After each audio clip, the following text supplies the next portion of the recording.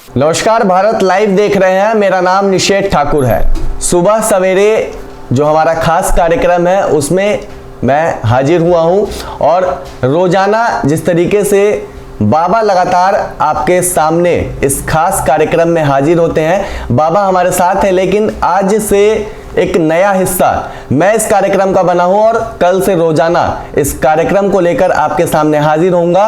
कुछ सवाल हैं जिन सवालों के जवाब बाबा से तलाशने की कोशिश करेंगे, क्योंकि बड़ी ही बारीकी से बिहार की राजनीति को बाबा समझते हैं, देखते हैं और इनसे ही जुड़ेंगे। बाबा, सबसे पहला मेरा सवाल यही है कि नीतीश कुमार बिहार के जो मुख्यमंत्री हैं, एक बड़ा दांव उन्होंने खेला है, विस्तार से समझा। सबसे पहले निषेध तो आपका हम भारत लाइव के मैं बहुत बहुत स्वागत करेंगे और भारत लाइव के दर्शकों को हम आग्रह करेंगे कि जिस तरह से आपने बाकी के बच्चों पर प्यार दिया है, निषेध को भी आप प्यार दे सकते हैं। काफ़ी कहा जाए तो चैलेंजिंग इनका वर्क है और बिहार की राजनीति से जुड़ी हुई वो खबरें आपको निकाल करके लेकर आएंगे जो अब तक आप तक नहीं पहुंची है।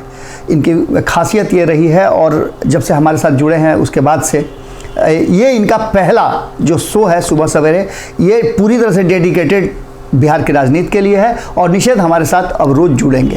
तो सबसे पहले निषेध, आपने कहा कि नीतीश कुमार बड़ा दांव खेल रहे हैं, वो दांव क्या है? तो देखिए, नीतीश कुमार हमेशा दांव खेलते रहते हैं। आपने देखा होगा कि जब से नीतीश कुमार अलग हुए हैं जनता दल से, तब से उन्होंने समता पार्टी बनाई और वहाँ से लेकर के यहाँ तक की यात्रा में आप देखिए कितने साथी उनके साथ जुड़े, कितने छूटे। हालांकि ये राजनीति में होता है, लेकिन अब जो नई राजनीति चल रही है, हमारे संपादक नमन मिश्रा जी कहते हैं कि जब शेर बूढ़ा हो जाता है तो कंगन फेंक करके अपने लिए खुराक का जुगाड़ करता है। नीतीश कुमार जी भी उसी तरह से अब राजनीतिक अंतिम पड़ाव पर चल रहे हैं, लेकिन अंतिम पड़ाव पर भी उनका जो है सत्ता का मोह नहीं जा रहा है।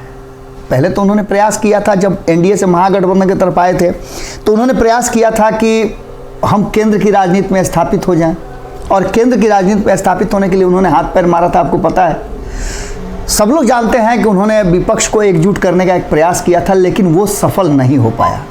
तो नीतीश कुमार के लिए बिहार की राजनीति में जुड़े रहना और पद पर बने रहना तभी संभव है जब वो नए नए दांव खेलेंगे।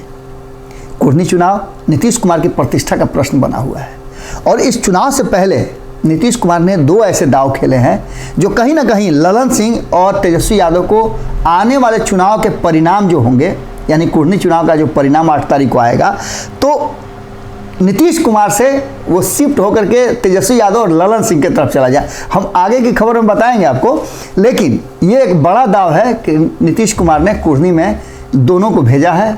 अब उसके बाद वो अपने जाएंगे। एक पहला दाव है और दूसरा सबसे महत्वपूर्ण दाव कि शराबबंदी को लेकर के हम पिछले 2 दिन से लगातार कह रहे हैं। जब से शराबबंदी को लेकर के विरोध हुआ है तब से हम लगातार कह रहे हैं कि ये नीतीश कुमार के एक दांव का ही हिस्सा है कि वो खुद से बार बार कहते हैं कि शराबबंदी को हम किसी भी हाल में समाप्त नहीं कर सकते, इस कानून को, शराबबंदी लागू रहेगी। लेकिन दबाव उन पर बहुत ज़्यादा पड़ रहा है। एक तो आर्थिक रूप से बिहार पिछड़ गया है, धन की कमी हो गई है, और दूसरी तरफ उन पर दबाव है युवाओं को नौकरी देने का, क्योंकि जब वो केंद्र में बैठी भारतीय जनता पार्टी से आमना सामना करेंगे तो ऐसी स्थिति में उनके पास 2 चीज़ें होनी चाहिए, कि युवा होना चाहिए और दूसरा युवाओं को रोजगार होना चाहिए, और तीसरा जो सबसे महत्वपूर्ण चीज़ है वो धन है। इन सारी बातों को लेकर के इसके अलावे भी नीतीश कुमार कई तरह के दांव पासा फेंक रहे हैं, उसकी चर्चा हम बाद में कभी करेंगे। लेकिन 2 दांव कुर्नी चुनाव से पहले उन्होंने चला है और ख़ास करके 610 करोड़ का, शायद 610 करोड़ ही है, मैं एग्जैक्ट नहीं बता पा रहा हूँ, लेकिन 610 करोड़ का जो योजना बनाया गया है, सतत जो है कहा जा रहा है कि जो उस समाज से लोग आते हैं जो शराब के कारोबार से, ताड़ी के कारोबार से जुड़े हुए हैं, वैसे लोगों को रोज़गार के लिए सरकार एक योजना लेकर के आई है और उस योजना को कहा जा रहा है कि लागू करने के और चुनाव से पहले लागू करने के पीछे कुर्नी चुनाव से नीतीश कुमार का ये भी एक बड़ा दाव है। बड़ा दाव है। दूसरा बड़ा सवाल ये है कि कुर्नी उपचुनाव को लेकर के सरगर्मियां बढ़ी हुई हैं। लगातार जो महागठबंधन के नेता हैं वो वहाँ पर कैंप किए हुए हैं, जा रहे हैं वोट मांगने।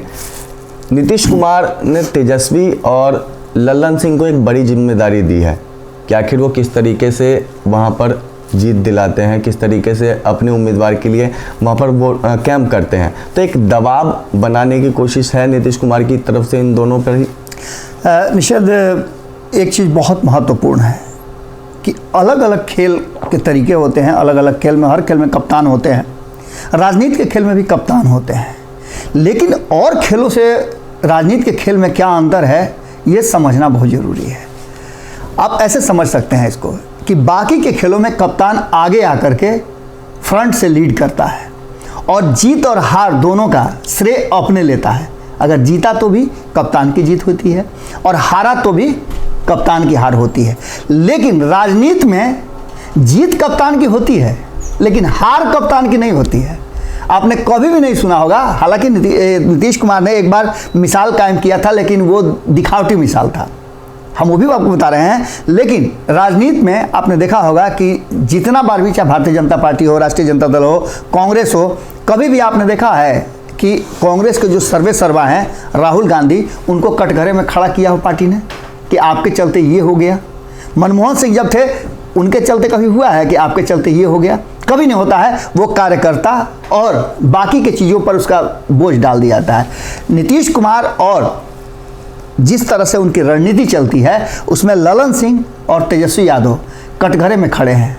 कुर्नी के जीत का श्रेय तो, अगर जीत जाती है महागठबंधन, तो श्रेय तो नीतीश कुमार को मिलेगा, लेकिन तो अगर हार जाते हैं, और ये दबाव दोनों समझ रहे हैं, इसके पीछे की हम आपको क्रोनोलॉजी बताते हैं कि वहाँ सबसे बड़े वोटरों में यादव हैं और दूसरे नंबर पर कौन आता है?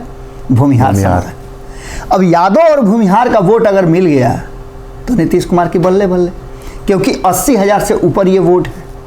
अगर 50% अगर कास्ट होता है तब भी 40,000 वोट होगा। कहा जाता है कि उपचुनाव में 50% के आसपास वोट कास्ट होता है, इससे कम भी हो सकता है। लेकिन हम एक आंकड़ा अगर बैठाते हैं तो इसमें 40,000 वोट अगर कास्ट होता है तो 40,000 जीतने के लिए काफ़ी होगा, क्योंकि और भी समाज का थोड़ा बहुत वोट उनको मिलेगा। ऐसी स्थिति में ये दबाव ज़बरदस्त ढंग से तेजस्वी यादव पर, क्योंकि तेजस्वी यादव MOI के नेता हैं और MOI के नेता हैं तो आपको अपने वोट ट्रांसफ़र कराने पड़ेंगे। और कुर्नी में ये समस्या हो गई है कि लोग वहाँ राष्ट्रीय जनता दल का उम्मीदवार खोज रहे थे। दूसरा, सहनी समाज से जो उम्मीदवार था उसको लेकर के भी कहा जा रहा था कि उसके परिवार को क्यों नहीं दिया गया। इसके साथ साथ सहनी समाज का उम्मीदवार जब वोट देगा तो मुकेश सहनी सामने खड़े हैं और मुकेश सहनी ने इसमें दोनों गेम खेल दिया है। पहला गेम तो ये कि भूमिहार समाज का उम्मीदवार खड़ा कर दिया है जो कि ललन सिंह की फेफड़ी पड़ी हुई है।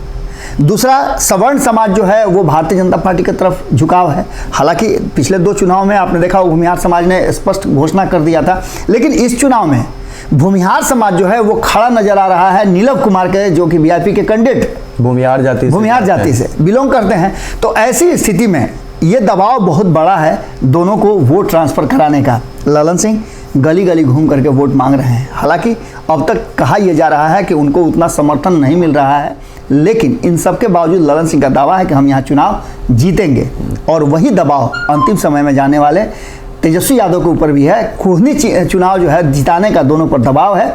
अगर चुनाव हार जाते हैं तो दोष इन दोनों को मिलेगा और 8 तारीख को हम लोग जो बैठेंगे। तेजस्वी यादव ने तो कल अपने पिता के स्वास्थ्य का कार्ड भी खेल दिया। बिल्कुल बिल्कुल, मैंने अब जो भी उनके तर्कस में तीर था, हालांकि पता है आपको कि तीर तो जदयू का है, लेकिन अपनी तर्कस में जितना भी तीर जदयू वाला रखे हुए थे तेजस्वी यादव, वो सारा प्रयोग कर दिए। सारे अस्त्र शस्त्र वहाँ उन्होंने जनता के सामने रख दिया। लेकिन ये 8 तारीख को हम लोग जब बात करेंगे चुनाव परिणाम के बाद, हालांकि 5 तारीख को ही हम शाम में जब आएंगे तो हम भारत लाइव के दर्शकों को बता दें कि हमारा जो विशेष जो होगा चुनाव को लेकर के समीक्षा कि किसकी जीत किसकी हार और किधर वोट कितना ट्रांसफ़र हुआ, ये हम लोग 5 तारीख को जो वोट खत्म हो जाएगा, वोटिंग का समय खत्म हो जाएगा, उसके बाद हम लेकर के आएंगे। हमारी टीम पूरी तरह से लगी हुई है। आप निषेध को भी देख सकते हैं, कुर्नी में जा रहे हैं और वहाँ जाएंगे तो आपसे संपर्क करेंगे। अगर नहीं है तो निषेध अपना नंबर फ्लैश करेंगे, उसमें आप संपर्क कर सकते हैं जिस समाज से भी हो, और आप जो भी कुर्नी से जुड़ा हुआ चीज़ बताना चाहते हैं आप निषेध से बात कर सकते हैं। निषेध वहाँ रहेंगे। इसके साथ साथ एक सवाल और है कि पशुपति पारस, मांझी जी और अशोक चौधरी, इन तीनों पर लोक जनशक्ति पार्टी रामविलास के राष्ट्रीय अध्यक्ष चिराग पासवान भारी पड़ते हुए नजर आ रहे हैं। देखिए, बहुत ही आपने भीतर का ये जो है सवाल ला के खड़ा कर दिया। दावा सभी का है। पशुपति कुमार पारस का दावा आपने सुना होगा कि रामविलास पासवान ने, जो मेरे भाई भी थे, गुरु भी थे, पिता भी थे, सब कुछ थे, उन्होंने अपनी विरासत मुझे दी है। हालांकि लोकतंत्र में विरासत जैसी कोई चीज़ होती नहीं है, लेकिन जहाँ तक सवाल ये उठता है कि उनकी लेगेसी को लेकर के आगे बढ़ रहे हैं। उन्होंने कई बार हवाला दिया है कि अलौली से जब वो छोड़े तो हमें बैठाया, हाजीपुर से जब वो चुनाव नहीं लड़ने का फैसला किए तो मुझे बैठाया, जहाँ से वो लगातार जीतते आ रहे थे। तो वो अपने आप को उनका उत्तराधिकारी तो बताते हैं, लेकिन उत्तराधिकारी जैसा वो ट्रांसफ़र नहीं करा पाते हैं। आपने देखा होगा, आप लगातार उस चुनाव को भी कवर कर रहे थे, गोपालगंज में या मोकामा में वोट ट्रांसफ़र कराने में वो असफल हो गए। यही कारण था कि अंतिम समय में चिराग पासवान को दिया गया। और कुर्नी में भी वही चीज़ हुई। कुर्नी में पशुपति कुमार पारस को मौका दिया गया कि अपनी पूरी टीम लेकर के कुर्नी में आप वोटों को ट्रांसफ़र कराएं, लेकिन जनता ने नकारते हुए कहा कि हमें चिराग पासवान चाहिए। तो इसका मतलब है कि पशुपति कुमार पारस पर चिराग पासवान भारी पड़ रहा है। और यही कारण है कि भारतीय जनता पार्टी ने चिट्ठी लिखा। उसके अलावे आपने नाम लिया जीतन राम मांझी का। जीतन राम मांझी वहाँ जा तो रहे हैं, पिता पुत्र दोनों जा रहे हैं, लेकिन उन पर दबाव है वहाँ की जनता का कि आप अपने समाज के लिए क्या किए। खास करके मांझी समाज, जो पासी समाज है, मांझी समाज है, रविदास है, उसके बाद अन्य जो जाति हैं, पासवान जाति हैं, ये सारे लोग शेड्यूल कास्ट में आते हैं। और शेड्यूल कास्ट का जो स्थिति है वो नहीं सुधरा है, जबकि नेता बड़े बड़े हुए हैं और सब नेता अपने आप में ही माने अपनी संपत्ति और अपना काम बढ़ाते जा रहे हैं। प्रशांत किशोर ने हाल फिलहाल में ही कहा है कि कौन सी ऐसी काबिलियत है तेजस्वी यादव में, कौन सी ऐसी काबिलियत है चिराग पासवान में, कौन सी ऐसी काबिलियत है संतोष सुमन में। इन सारी बातों को कहने के पीछे उनका सिर्फ एक ही मकसद था कि इन लोगों की राजनीति और राजनीति के शीर्ष पर जो ये बैठे हुए हैं उसके पीछे इनके पारिवारिक पृष्ठभूमि है, विरासत में मिली, बिल्कुल विरासत में मिली है। लेकिन इन सब बातों के साथ साथ एक तरफ जहां पशुपति कुमार पारस यहाँ फेल हो रहे हैं, वहीं जीतन राम मांझी भी फेल हो रहे हैं। और यही कारण है कि लगातार आपने देखा होगा शराबबंदी पर अपनी ही सरकार को ये घेरते नजर आते हैं। तीसरा सबसे महत्वपूर्ण बात जो आपने कहा, अशोक चौधरी का नाम जोड़ा। अशोक चौधरी कहा जाता है कि अपने समाज के बड़े नेता हैं और नीतीश कुमार के इर्द गिर्द जो परिक्रमा वो करते हैं उसके पीछे उनके समाज का ही था कि वही उनके पास वोटर हैं और उस समाज से आते हैं, इसलिए उनको हर वो सुख सुविधा और मंत्रिमंडल में जगह भी काफ़ी करीबी भी हैं। लेकिन पासी समाज ने पहली बार 2016 के बाद 2022 तक किसी ने भी खुल करके सामने आकर के शराबबंदी का विरोध नहीं किया। लेकिन आपको पता है कि पासी समाज ने विरोध किया और इसको लेकर के निश्चित रूप से अशोक चौधरी कटघरे में खड़े हैं। दुनिया भर ने शराबबंदी को लेकर के, भले ही उस पर बहुत सारा फेल्यूर की बात होती हो, लेकिन शराबबंदी को लेकर के मुझे भी याद आ रहा है कि जब 2016 में ये लागू किया गया था शराबबंदी, तो मैं उसका सबसे प्रबल समर्थक था। और मैंने हाफ नहीं, आधा नहीं, मैं कई बार ये बात कह चुका हूँ, मैंने आंदोलन किया था और वह आंदोलन इतना ज़्यादा विकराल रूप ले लिया था कि मात्र 24 घंटे के अंदर में सरकार को पूर्ण शराबबंदी लागू करनी पड़ी थी। मैंने कहा था कि शराबबंदी अगर लागू हो तो वो पूर्ण हो, आधा अधूरा नहीं हो, जिससे कि फिर से वही स्थितियां पैदा हो जाए। और ये बात हुई आज 2016 के बाद, अब तक किसी ने विरोध नहीं किया है। लेकिन पासी समाज सड़क पर उतरा और अपने रोजी रोजगार को हवाला देते हुए, और इसमें कई बातें सामने आई हैं, हमने खुल करके पहले ही बताया है।